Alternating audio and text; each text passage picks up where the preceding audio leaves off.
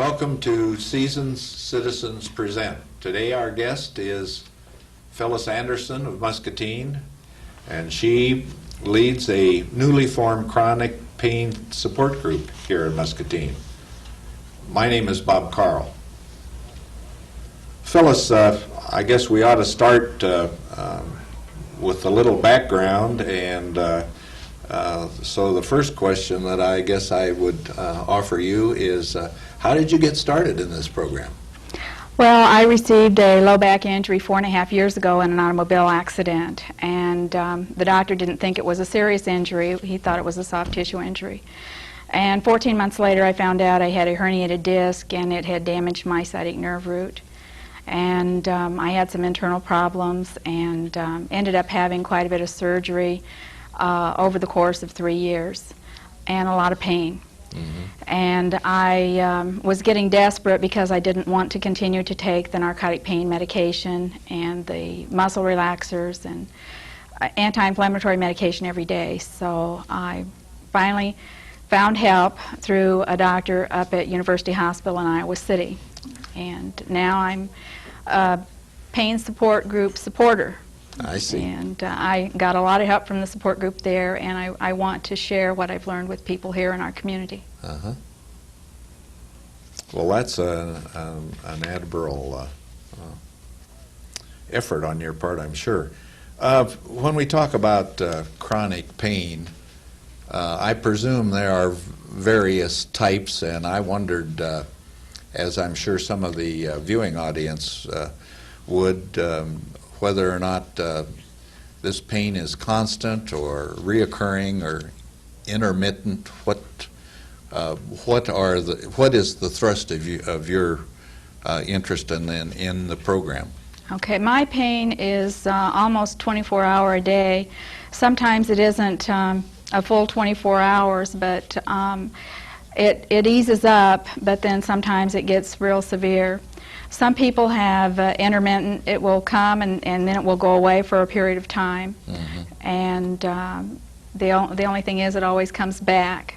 Yes. And some people have arthritis pain, and different people have different problems with that, with the weather and what have you. So chronic pain is pain that stays with you, and it just doesn't want to let go of you. Mm-hmm. And you just need to know how to live with it so that you can go about your life and live it as full and be as happy as you can. Uh-huh. Well, I know there are many common items that are used to reduce or mask, eliminate pain, and the most obvious, of course, is drugs. But it's been my experience that some people are unwilling to use drugs because they feel like they ought to be in control. Right. And they're with all of the publicity about drugs and addiction and the problems that are related to that. I can see where many people would have that problem. And, mm-hmm. and in our visiting earlier, you had indicated that this is pretty much the way you were responding because of the drugs, that you were looking for alternatives. But I wondered about some of the other things like physical therapy and rehabilitation. Are these kinds of things, have they been helpful to you? I guess we have to address it in that context. Okay, after I had my back surgery, the day after, I got down on the floor and picked up a fingernail file, so I thought I was doing great. But I went through some real extensive physical therapy for about 3 months and thought that I was progressing. Then I started going backwards and started losing the progress I had made. So I had other problems that I was trying to deal with then. I didn't know the extent of the internal problems I had had. So I had to personally stop my program because of the inflammation and the flare-ups throughout my body. But since I've been involved in the pain clinic up in Iowa City, they say that physical therapy, exercise, you should go ahead and do things even if they do hurt. Mm-hmm. You should still go ahead and be active as long as it's a good pain, because you can tell if you're having a pain that's a good pain or a bad pain. And the warning signs are there. We wouldn't want to not ever have any pain, because we wouldn't know when we were hurting ourselves. That's true. That's true. So you know if you've got pain, you know what's good and what isn't. And so they say you should go ahead and continue to be as physical as you can within the limitations that you have. And physical therapy, once you've been instructed on how to do your exercises, you should follow through. And whether it's stretching or the more physical workout, there's some exercising that we all can do, and that's very important for your mental attitude too, is to be active. How about devices? In our earlier discussion, you mentioned you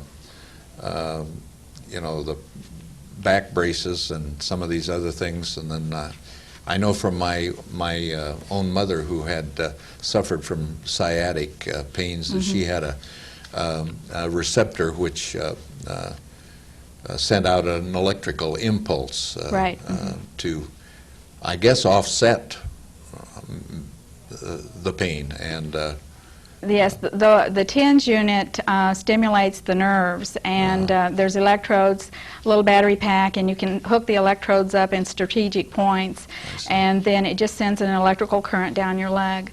There's a new device out now that I've just read about. It's for muscles. It works in a similar way as the unit does for the nerves.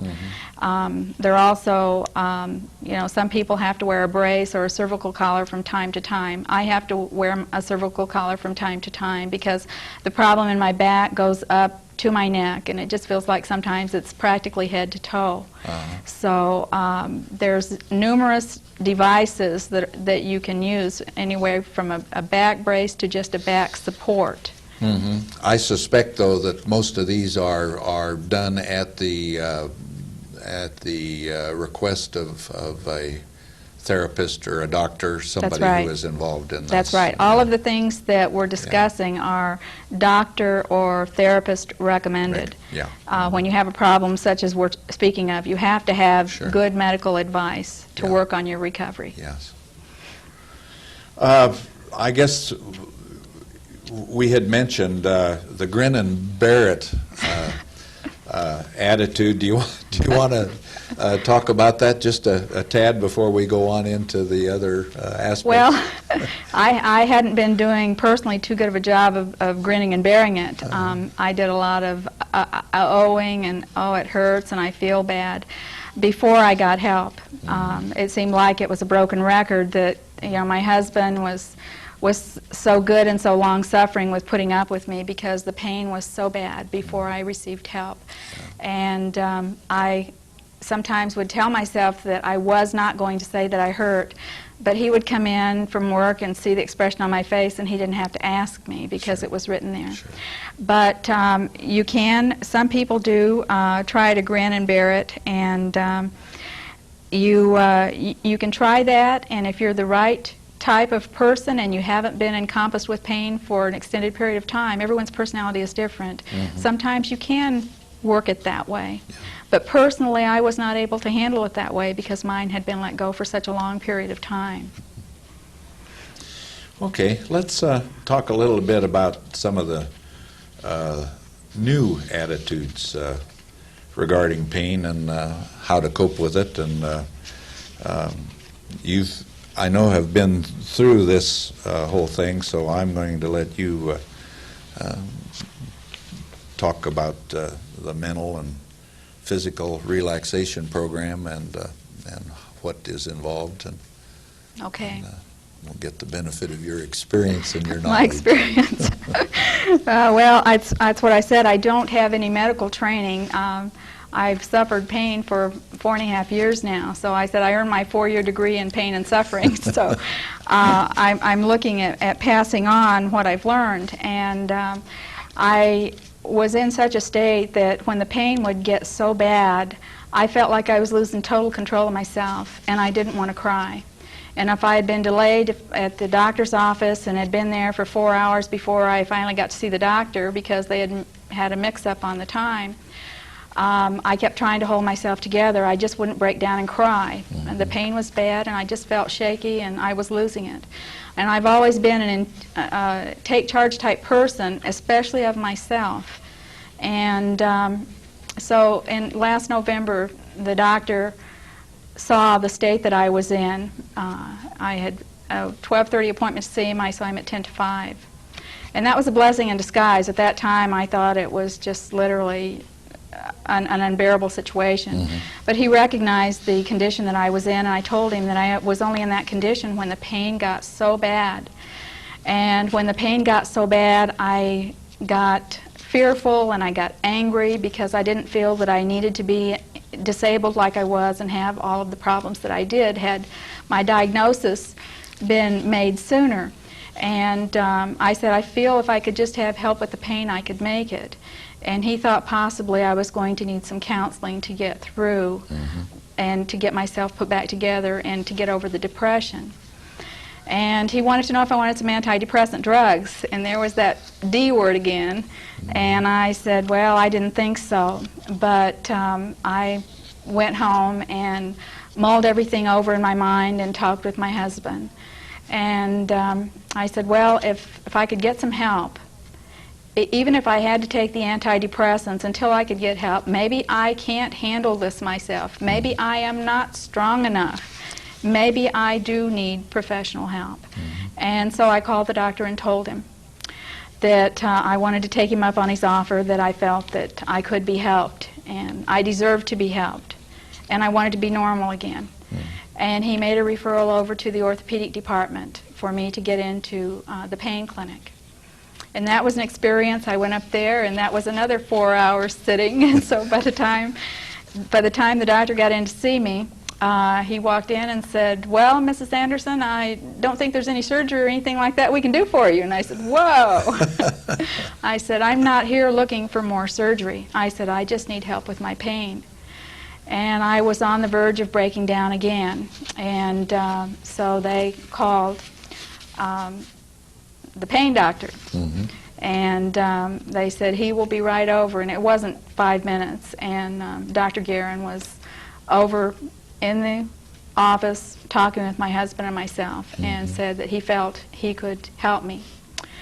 And as we visited with him, he said that he felt that he could get me to the point where I could just think about certain things and I could get relief from my pain. And of course my husband said, well, how long is that going to take? And I'm thinking, this can't be true, you know, as many doctors as I've seen, that this sounds too simple. But I was holding in so many feelings. And I didn't want to cry in front of the doctor. And he questioned me, and I told him that the fear I had of losing control. And then after I sat there for a while and thought of all of the health aspects and the strength that I had lost out of my body, having to give up my job, give up some of my household chores, and not being able to go to church, I didn't grieve over what I had lost. And I had never thought of using that word before, and it just flashed over me. And I said, well, I just realized that I haven't grieved over losing the health that I've lost. And then that kind of broke the wall down, because I could see that I was going to need help, because I had stifled those feelings and the fear. And when the pain would get really bad and the depression, I got more upset, and I didn't realize that compounded the pain.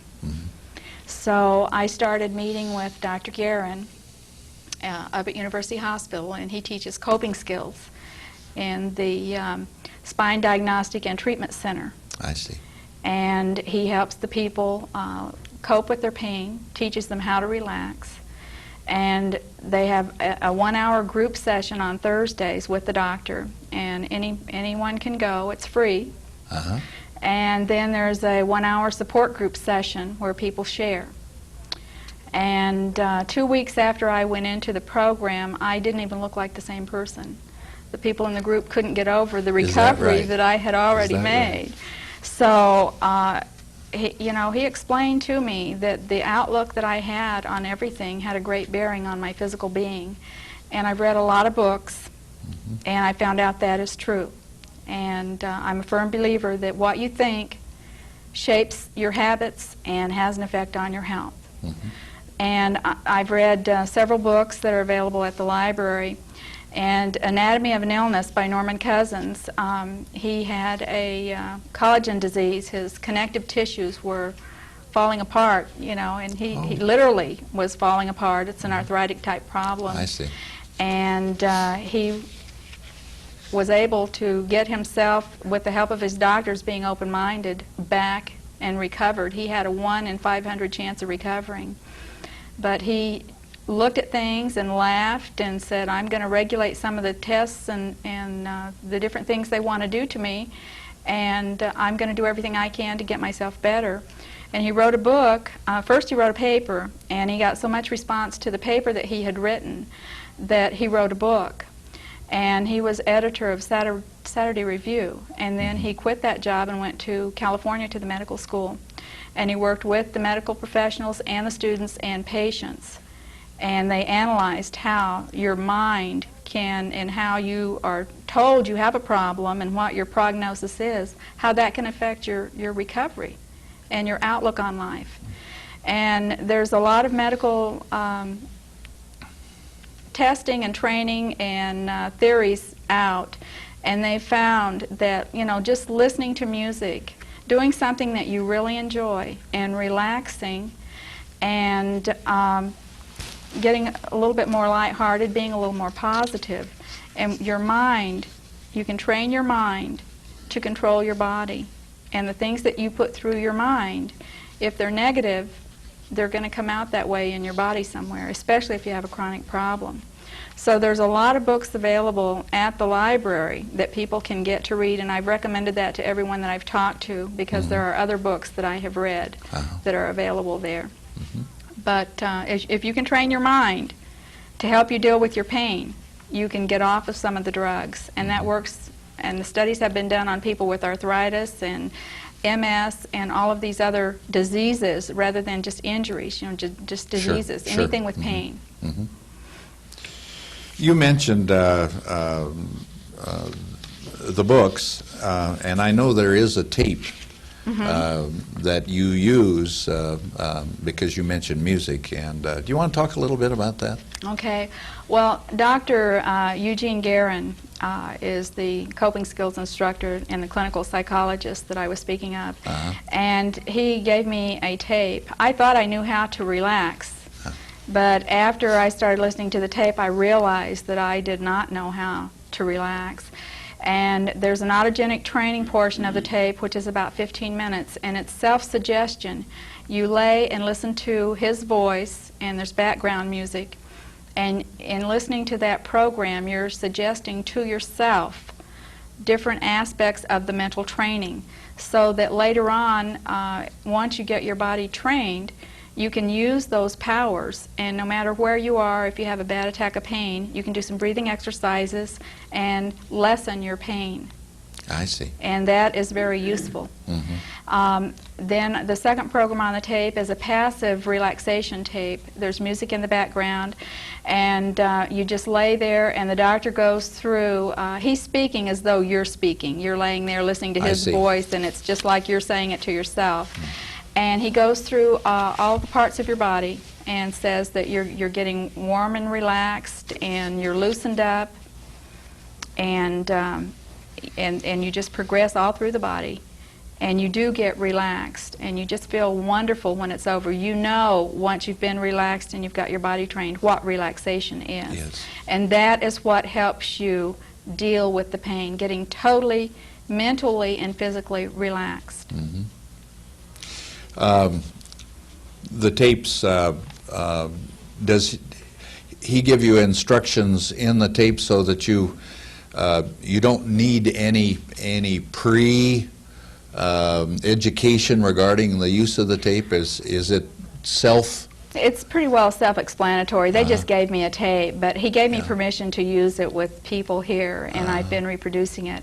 But he tells you to, you need to lay down on your bed, preferably. I tell people, remove the distractions, close the curtains, and just lay and listen.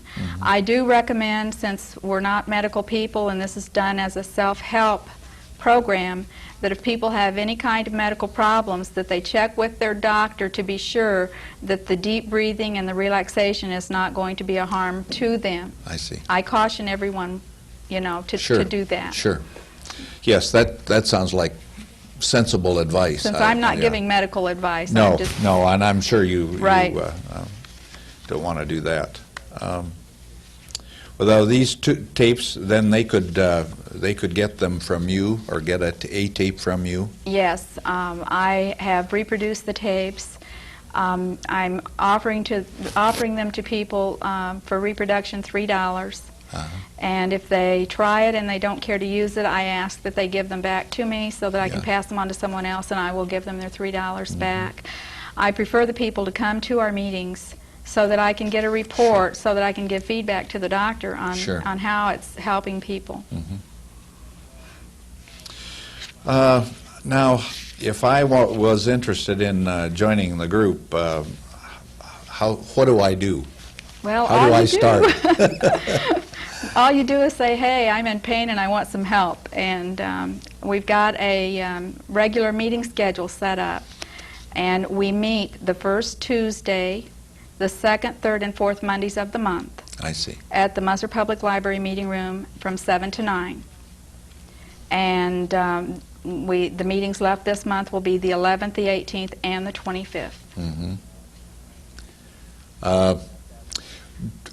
At that meeting, do you share your pain with others? Is that, or is it an update on what's happening in the field? It's educational as well as support, right? I presume. It's sharing information, and I've told people in the group that I'm not going to do all the talking. We can share an article or a book that we've read, or something that I've picked up maybe from going up to Iowa City. I'll pass on. But we have a little bit of a lesson. We talked about stress and stress management the other evening. I see. Then we have a sharing time, and it's remarkable. We had a sharing time. We had 17 people, and everyone shared. We had 22 the meeting before that, and everyone shared. It's not a pity party. We share our successes, and we share our pain, and you find out there's other people out there a little bit worse off than you, and it makes you really feel good, and you can encourage people. If something's worked for you, you can pass it on. So it's a sharing group. I see. We don't feel sorry for one another. We're there for them to lean on if they need some support. What about costs? I'm sure people would be interested in, is it expensive? What is the... To come to the support group, there's no charge. No charge. The only charge, if I do reproduce material, if I run copies off of some things and the tapes, I do ask that the people reimburse me for that. Sure. I have been spending some money out of my own pocket to get out meeting notices, and I have sent letters this week to some of the larger industries, inviting them to send a representative to one of our meetings. And I've borne that expense myself. Yeah. But there are no dues or that sort of thing. It's a self-help program. Some people will come every week. Some people might come a couple of weeks and miss a couple of months. It's like a drop-in type program. I see. But to me, it's like a shot. It's a boost. I'm totally up for the meeting, even though I may feel bad, and then when the meeting's over I may be tired. But I have such a good feeling that it takes the edge off of the pain that I'm experiencing, because I feel good about what I'm doing, and I feel good about being around people who need a little encouragement. So it's free. When we say it's free, it's free. It is free. You just come and share yourself. Well, that's great, because that may give others an opportunity, particularly for people who maybe from the outlying communities who may not be able to come to Muscatine on a regular basis, but they may be able to start a splinter group, if you will. Right. There is a group in Davenport that I just found out about last month, and I've invited them to come down to our June 25th meeting because Dr. Guerin is going to be here speaking to the group. I wanted to ask you about that too, because it seemed to me that I saw in the Muscatine Journal a notice about this support group, and that he was going to speak to you, but I don't think there was a date on that. Monday, June the 25th, he will Monday, be coming, I and see. he will be giving a discussion on pain management, followed by a question and answer period. And anyone can come, even if you suffer just, from stress. Stress causes back pain and neck pain too.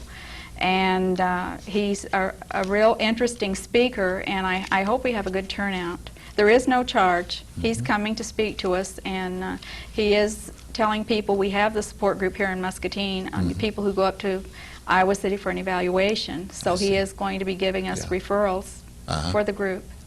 Well, that's great.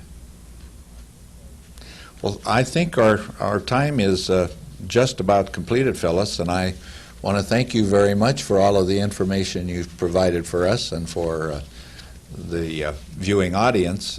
I'm sure that there are many people out there, some of which I know, who are in pain and looking for ways to reduce it or eliminate it, and I'm sure that this program will be of great interest to a lot of our viewing audiences.